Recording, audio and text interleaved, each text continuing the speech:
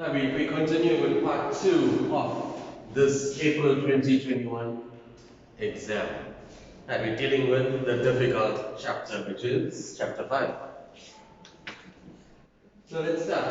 This one is 7 marks. The first time I'm saying 7 marks for, for the sketch and the points of intersection, but let's see why it's 7 marks for this one. Right, so calculate the points of intersection of the curve. Make sure my question is correct, just to read it there. Y is equal to 5x minus x squared and the line y is equal to 5 minus x.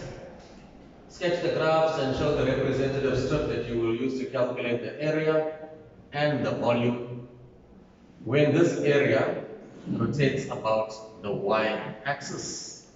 Right, so let's see what we have. Let's find the points of intersection first because that is what was required. Okay, so points of intersection.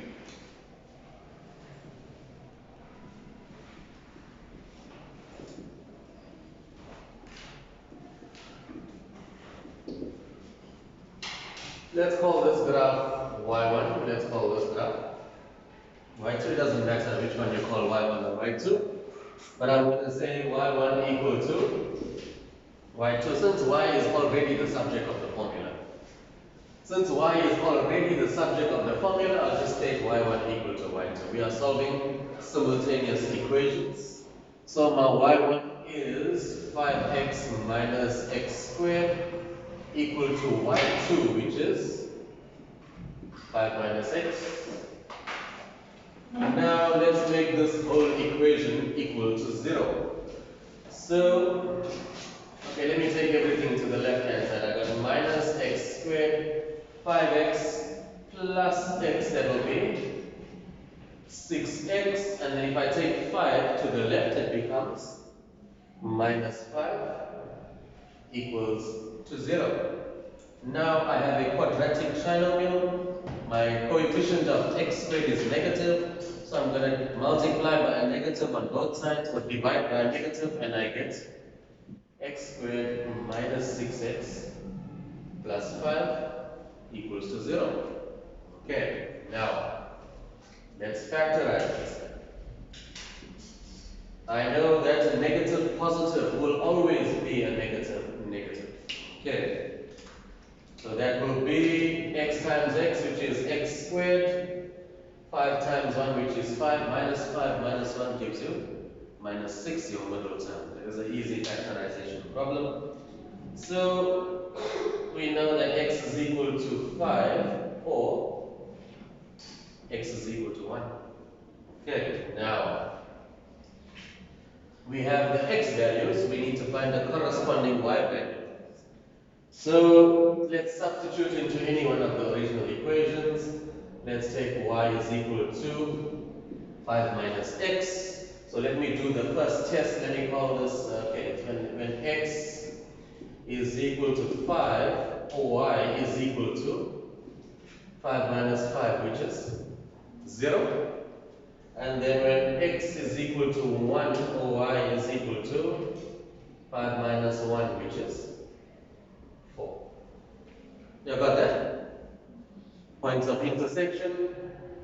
So we got 5, 0, and 1, 4. Those are our points of intersection. Right, now let's deal with the graphs. So we got the parabola. The parabola y is equal to 5x minus x squared.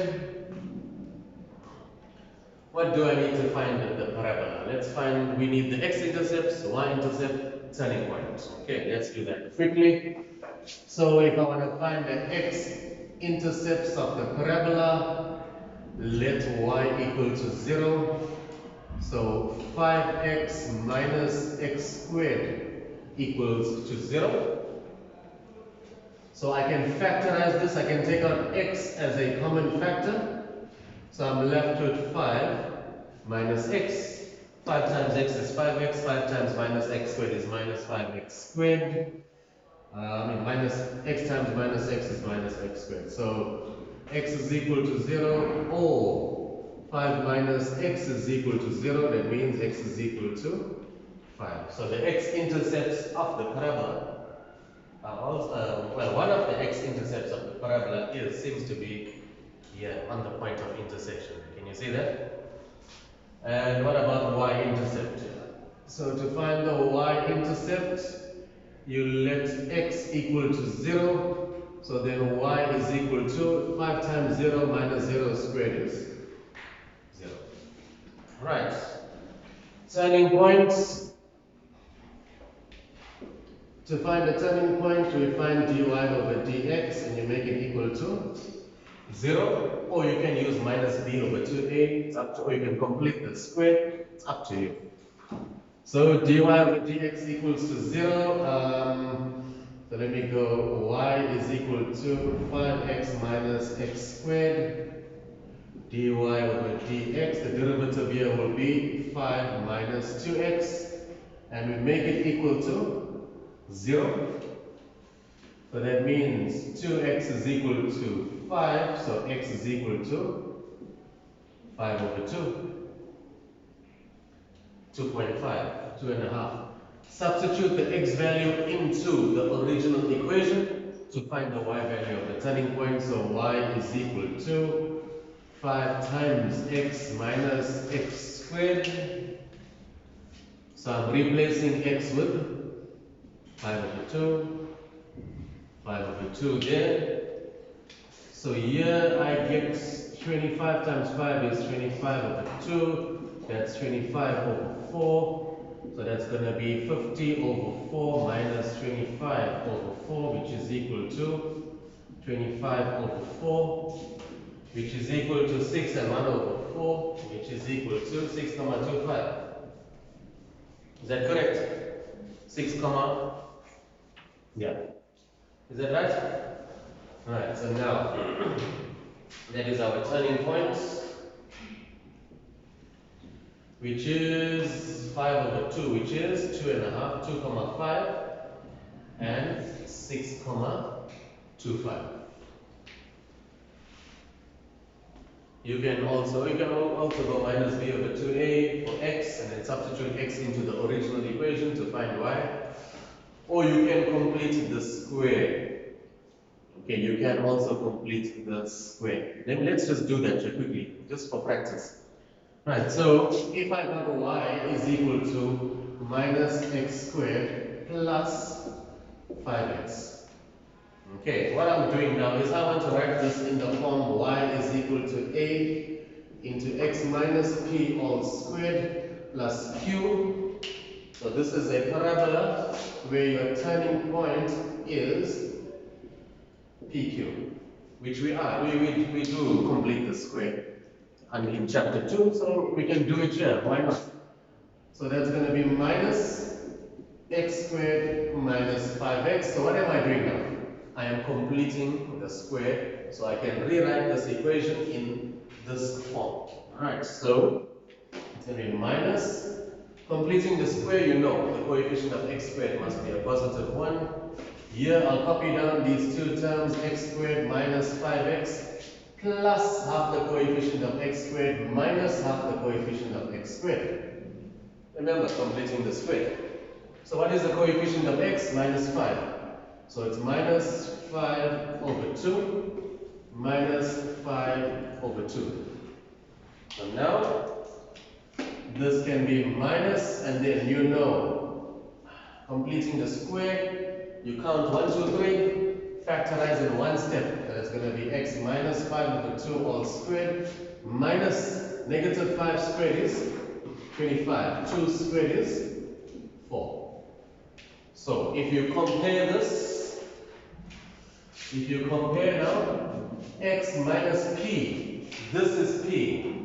P is equal to 5 over 2 plus q. Q is equal to minus 25 over 4. Sorry, that is minus 25 over 4. Let me just double check. Oh, this correct, Jack? Oh, it's correct. This is minus 25. Oh, my mistake there. I just realized that I forgot about the minus sign. Forgot about the minus. So what happens here? Negative times positive is negative x minus 5 over 2 all squared. Negative times negative is positive 25 over 4. So if you take out a negative, you multiply the negative back, and here's your p now. So your p is equal to x minus p, which is 5 over 2. Q is 25 over 4. 25 over 4, which is 6,25. So this is just a revision of completing the square, where you can find the turning points also. Now, what about the straight line? Where is the straight line? So for your straight line,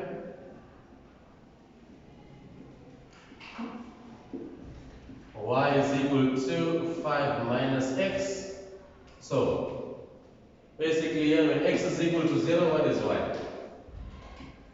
So when x is equal to 0, y is equal to 5. And then when y is equal to 0, x is also equal to 5. So that's your x-intercept, y-intercept. That you can do in your head. You don't even have to write it down. Alright, so now I need to sketch these graphs. So I'm just going to write down my P points of intersection here. So I don't forget my points of intersection were 5, 0, 1, 4. So I'm just going to erase this part of the board so I can sketch my graph.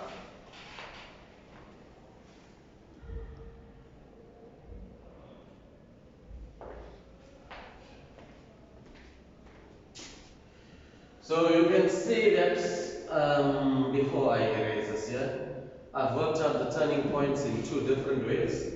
When I worked it out the second time, I realized now I'm checking this and it was not the same, and I realized that I forgot to multiply the negative. So it's nice, it's good if you've got time to work something out both ways to make sure that you get the correct answer no matter what.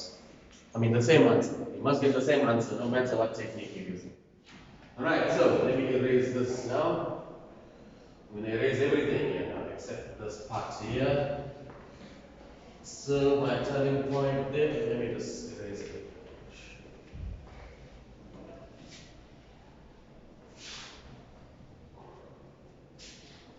Right, so let's sketch our graphs.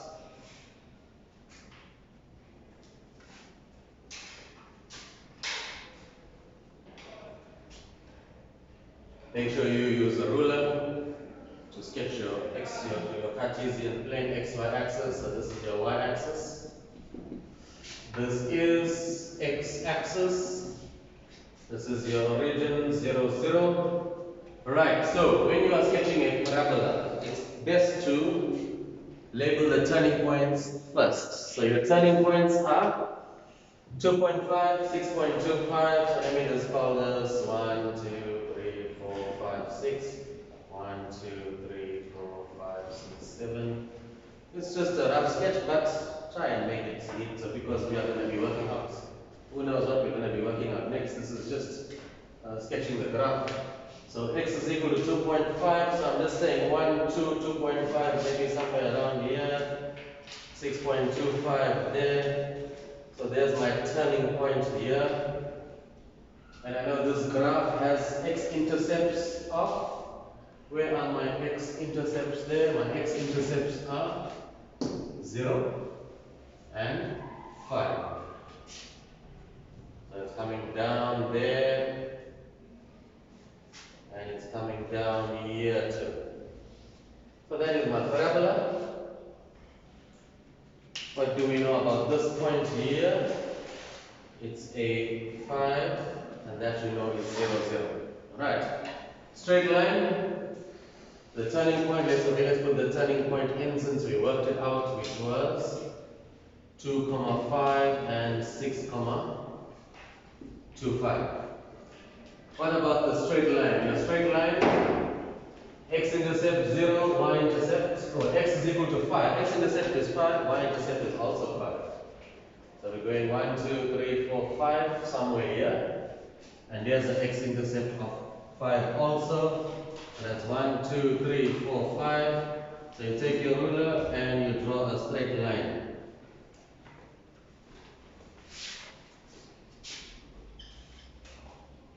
And we have points of intersection. There's 1.50. This is the other point. What is this point here? This point. It was 1, 4. When x is equal to 1, y is equal to 4. That's a 5.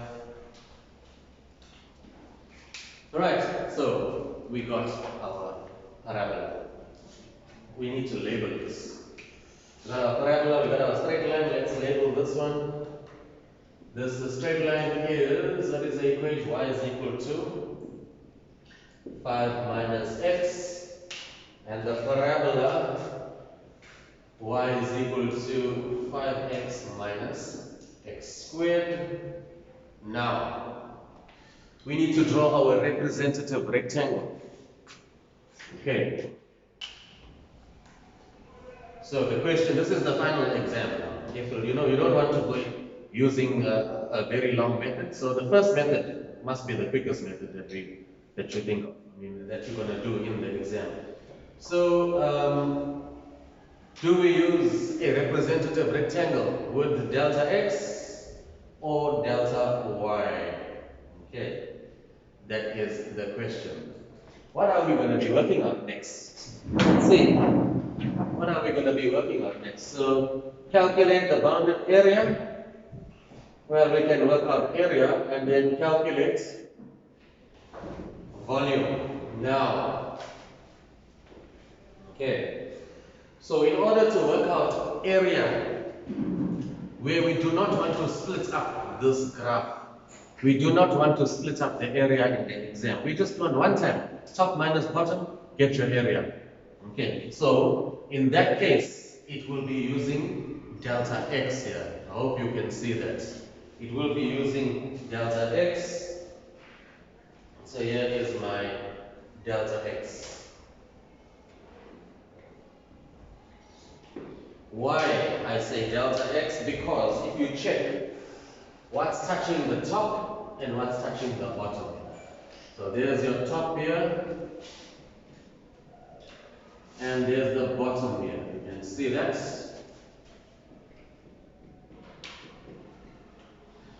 Now, what's touching the top is the parabola. When I say what's touching the top, I mean which graph is touching the top end of the rectangle? It is the parabola.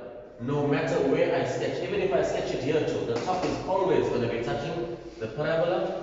The bottom will always be touching the straight line. So therefore, this is the best way to work out your area in just one step. I mean one area, not two areas. Right, so now I need to erase the side of the board.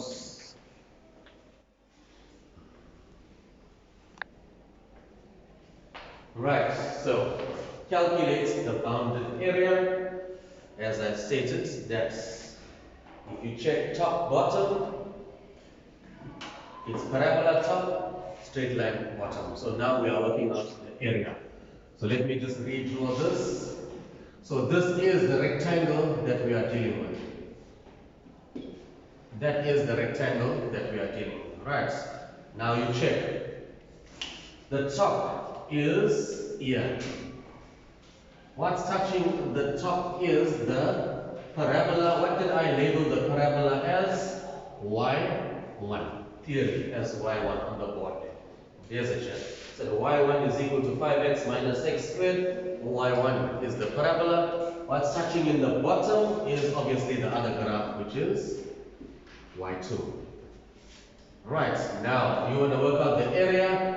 So we know that area is equal to length times breadth of the rectangle. So delta A, that means area of the representative rectangle. Your length, there's your length here. The length is obviously the longer side.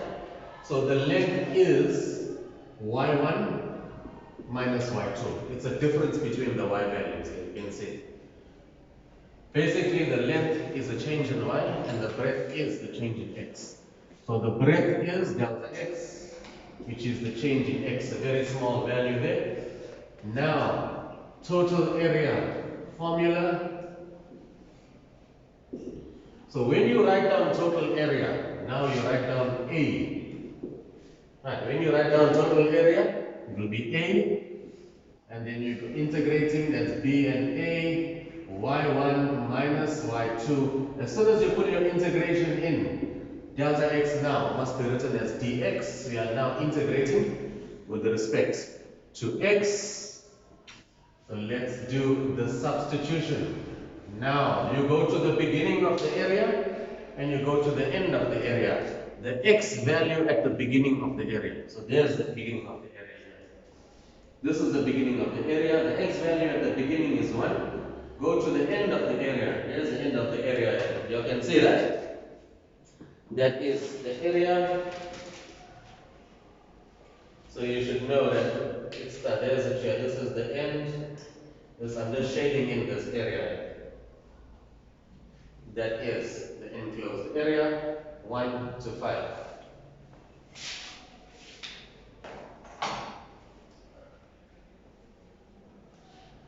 Alright, so that's my 5, 1. What is y1? What is y1? y1 in terms of x is 5x minus x squared minus y2. y2 is 5 minus x. Notice brackets here. Notice that. A common mistake with students is forgetting the brackets. You know your work, you make one mistake of the bracket here, then the negative is not multiplied inside, and obviously it's going to be wrong.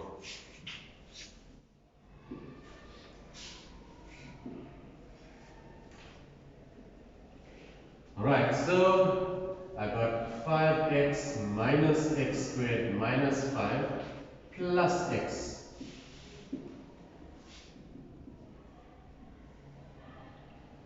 So I got minus x squared plus 6x minus 5.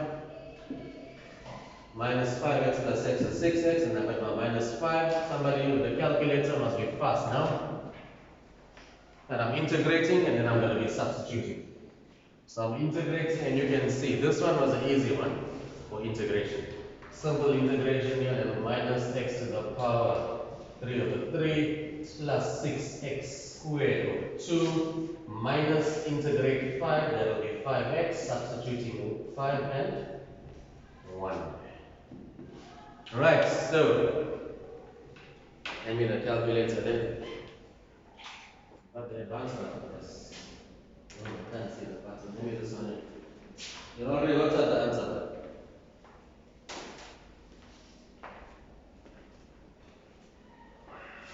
Let's see.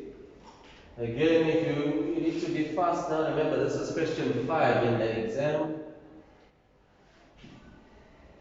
For those of you who are going to be reaching this question here, everything needs to be quick. Substitute 5, I get 25 over 3. Is that correct? Substitute 1, minus 7 over 3. So therefore it's 25 over 3, and a negative times a negative will give you a positive 7 over 3. 7 plus 5 is 12, so that's 32 over 3 units squared, which is 10, 667 units squared. You got that? Got it.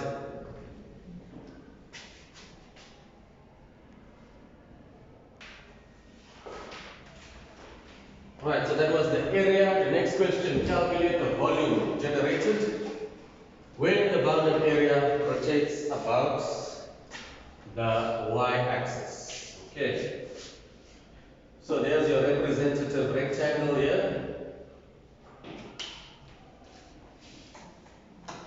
Now, what do we know? The y-axis, there's the y-axis. There's your representative rectangle. And it is parallel to the y-axis, perpendicular to the x-axis. Right, so that's the first thing. First thing you must think about, we know that this representative rectangle is parallel to the y-axis. So it's clear now. If it is parallel, so therefore we will be using the shell method. You must know volume. Very hard to pass if you do not know volume at 6. Alright, so now your shell method, what is the formula for shell method? Volume is equal to circumference times height times the thickness. You know, for volume, do not waste your time on the formula sheet. You must know what's happening with the diagram. Right, so now I'm going to go delta V y. This means axis of rotation. Circumference. So what is the formula for circumference? Okay, it's 2 pi r. You should know by now. It's 2 pi times r. Which axis are we rotating about? So you take, we are going around the y-axis. So remember, here's it here. If this is the y-axis and if you're going around the y-axis, so all you do is you go around the y-axis.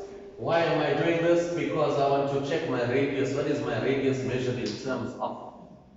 See, that is it. So my radius is measured in terms of x, because you're going around, you're going right and left around the y-axis. So r is x, so circumference 2 pi r, so that's going to be 2 pi x. 2 pi r, 2 pi x, x is r, right? Times the height. The height is the length, this is the height. The height is the length, the longer side, the length of that rectangle, which is y1 minus y2, and the thickness, this is the thickness here. The thickness is delta x. The thickness is delta x. That is the shell method. Now, total volume.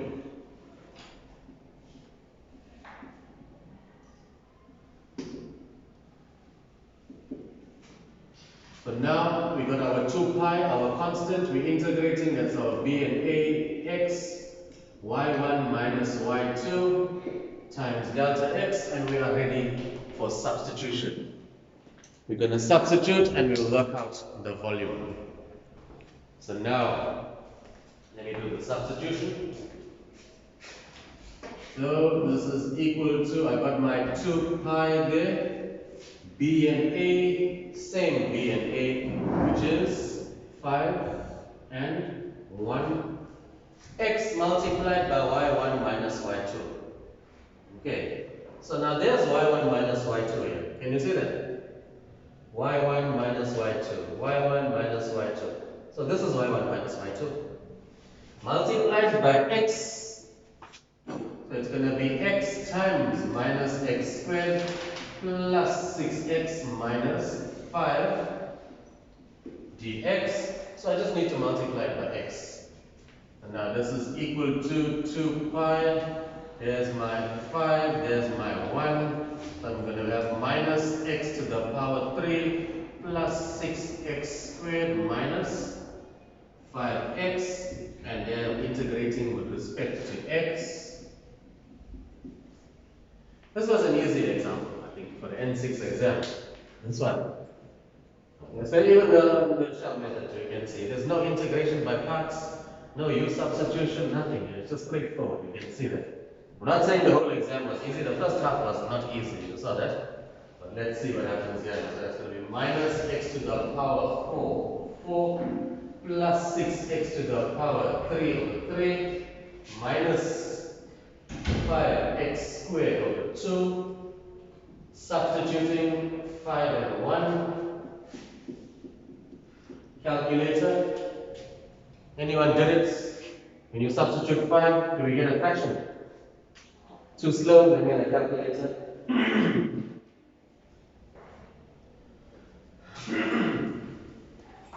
Let me do this.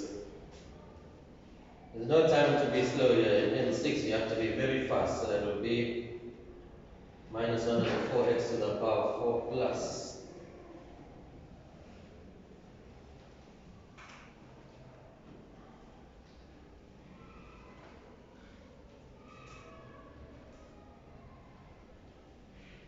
That's why, let's see, what do we have here? Substituting 5, I get 125 over 4.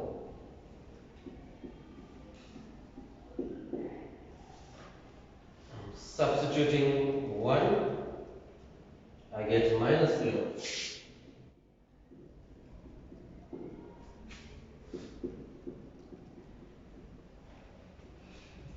So basically 125 plus 3 is 128 over 4, which is equal to 32. Anyone got that 32? Times 2 pi times 2 pi is equal to 64 pi, which is 2, 0, 1, comma 0, 6, 2 units to the power 3. This was not a difficult example. Just takes long, but let's see. The next one, maybe the next one's going to be difficult. Let's see.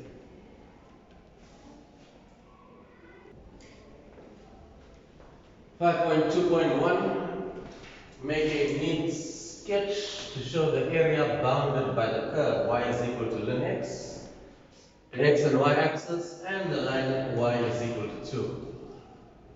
Right, so our graph y is equal to ln x. So if I got y is equal to k log f of x to the base a,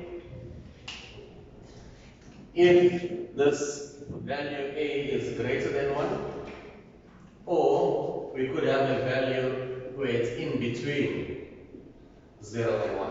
Right, so now your two possibilities. If it is greater than 1, then it's going to be increasing. So there it's increasing. You can see that. There's an x-intercept and it's going to be increasing. This is the shape it's going up. And then if your base is a fraction, it's going to be decreasing. So there's your x-intercepts.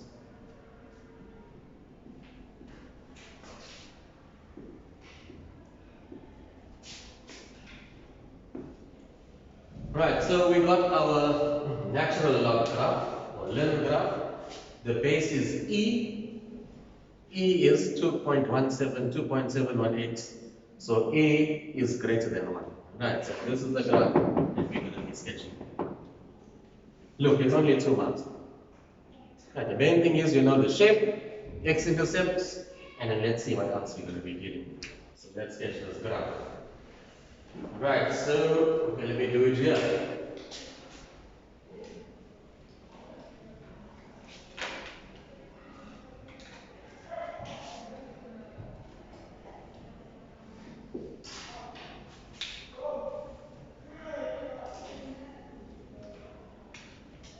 So we got our log graph. So there's a shape here, you can see that. So this is y is equal to ln x. We have an x-intercept there, can you see that? So for the x-intercept, we're going to let y equal to 0.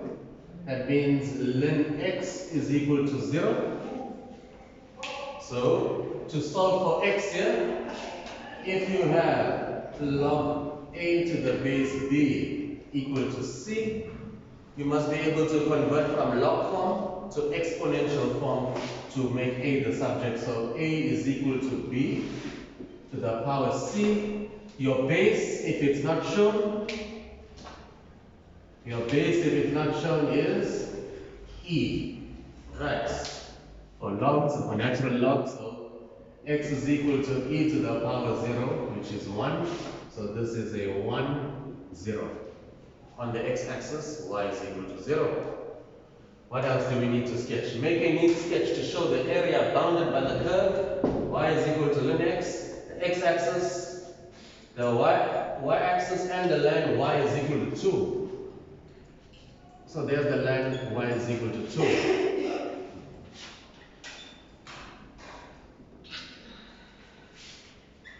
We have a point of intersection there. Can you see that? We have a point of intersection. So it's best to find it. Okay, so what do we know about this point here? We know that the y value there is 2.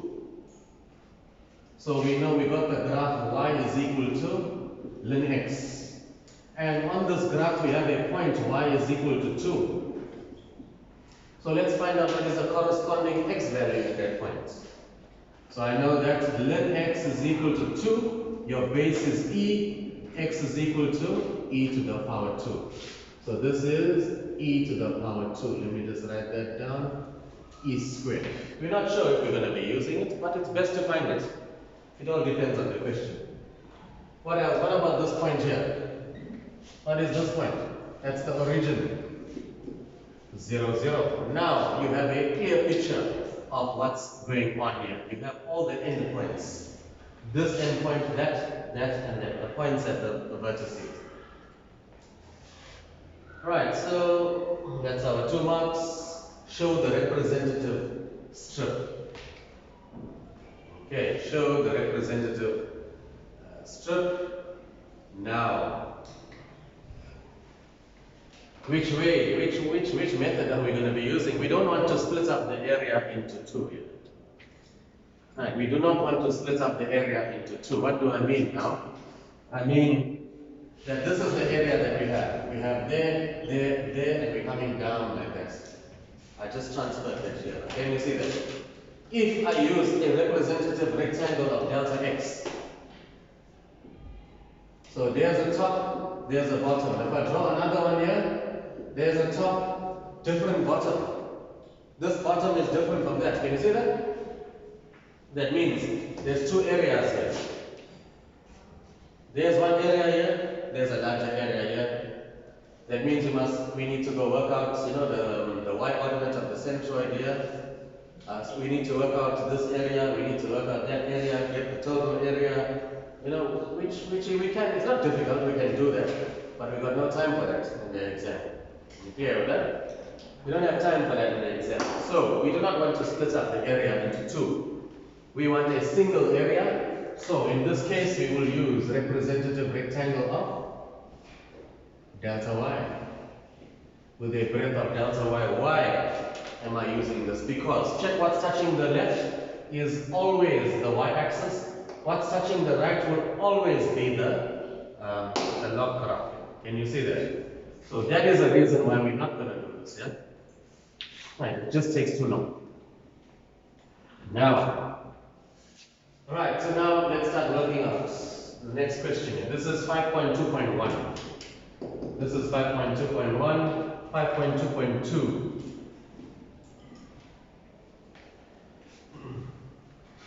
Oh, we need to label the coordinates of the centroid also. I forgot about that. Because that's what we're going to be working out in the next question. So now, here, this is going to be, you know that if there's 2 different graphs touching on the left and on the right, And this one is going to be x1 plus x2 all divided by 2 and y. If it was this, if it was delta x, then it's going to be x y1 plus y2 over 2. If we were using this one, but we're not. Okay. Right, so now let's see what we're going to do now. Calculate the y coordinate of the centroid. So now, you know, for this one, don't even waste your time with the formula sheet. You know that if you're working out y is equal to mx all divided by area. Y is equal to mx divided by a. So we need to work out area. We need to work out the moments about the x-axis. So which one should we do first? Let's work out area first. Okay, let's work out the area first. So area delta A, area is equal to length times breadth.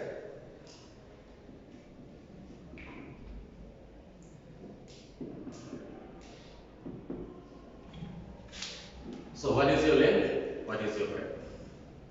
So now, let's erase this here. We're not using this.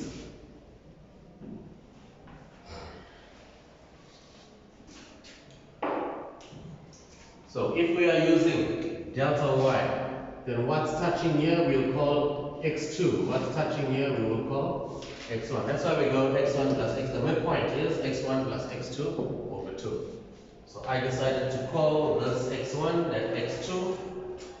It's the difference in the x values. The length is the longer side. So there is the length. The length is going to be x2 minus x1. And then the breadth is going to be delta y. Okay, now what is x2? What is x1? Okay, so now let's write down the total area. So that's going to be total area. So I'm going to be integrating with respect to y. So that will be dc x2 minus x1 delta y becomes dy. Right. Now, my area A, I need to substitute now for D and C. So what's my D, what's my C? This y value at the top is 2. Y value at the bottom is 0. Okay with that? So that's going to be 2, 0. I need to get x2 in terms of y. I need to get x1 in terms of y. And I've been doing it for twice a year. Right, I've been getting x in terms of y when I'm working out. When I worked out this point here, and when I worked out that point there. It's the same concept. Okay, so x2 in terms of y. So what do we know that? Ln x is equal to y. Okay, that's my, remember x2 is this graph here. So ln x is equal to y. What is your base here? E. That means x is equal to e to the power y. That's all. Converting from log form to exponential form. So that's going to be e to the power y minus x1. Where is x1? x1 is here. So what is the equation of this line here? What is the equation of that line? 0. X is equal to 0. And then here's my dy. And now I'm integrating with respect to y. So that will be just e to the power y, substituting 2 and 0. So this is equal to e to the power 2 minus e to the power 0. So it's just going to be e squared minus 1 units squared. Right. That is just going to be e squared minus 1 units squared. That is the area. Now we need to work out the centroid. Alright, so now what do I need to work out? And you can obviously you can use your calculator here. Right, but this is not my final answer, but it's fine. I'm going to leave it like this. I'm interested in mx now. So what about mx? So we know that delta mx is equal to area times the distance from the x-axis. From the x-axis, the distance from the x-axis is going to be y. Clear that? Right, the formula for centroid is the area times the distance of the centroid from the reference axis. And if this is x, that means the reference axis is x. Right, so what is area? Area is x2 minus x1 times delta y. We just worked it out now. There's my area here. You can see that area times the distance, which is y. Now we write down total.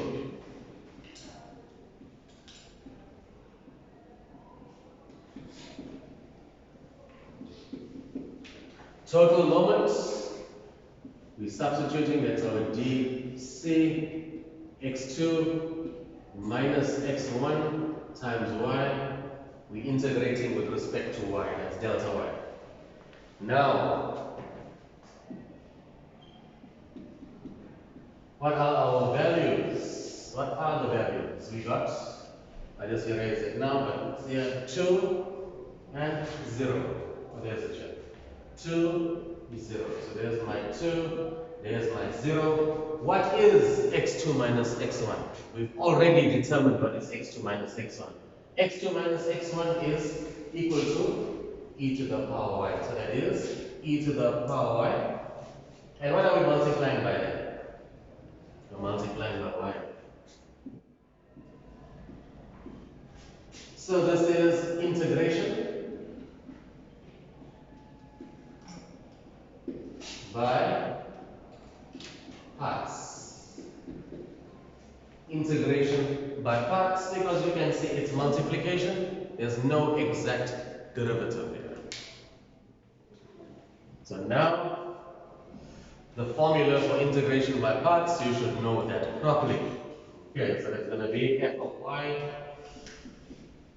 g of y minus the integral of g of y times f prime y. It's normally x, but in this case we are integrating with respect to y. So from your priority list, you should know you got y and you got e to the power y. Which one is f of y? It has to be y, because that appears first. It's like x and e to the power x. You know x comes first, right? So that's y integrates. This is g prime y. But when you integrate g prime y, you get, if you integrate e to the power y, it's still e to the power y.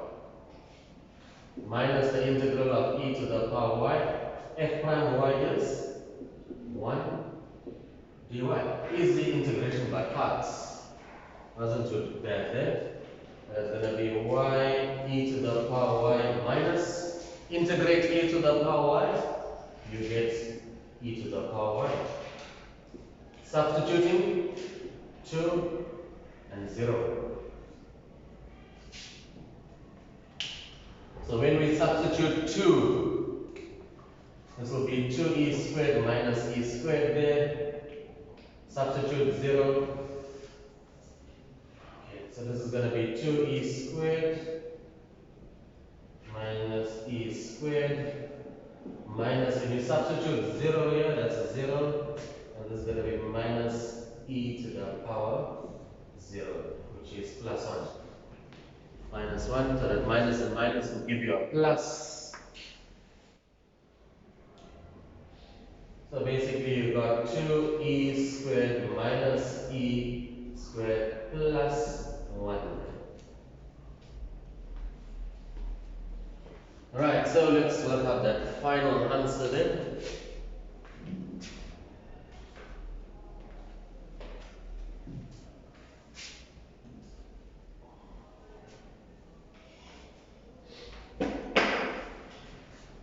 So y is equal to mx all over a, our 6 marks.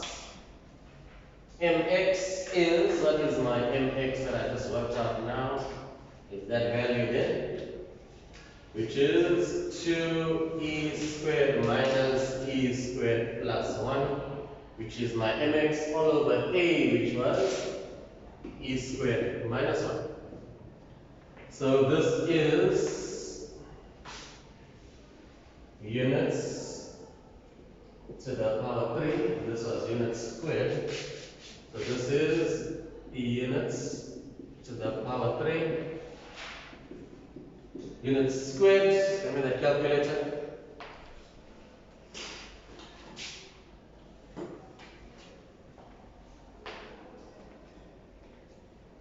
So what do we get?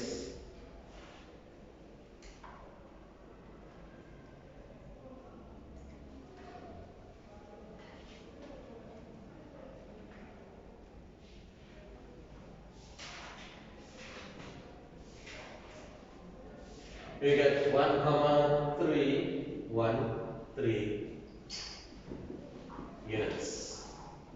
Is that correct? Obviously, you can round it up. You can round it up. I'm not interested in that. You can get simple things to do. Round it up to 3 decimal places. Round it up. The main thing is there is no. Sorry, my mistake. You do not round up anywhere.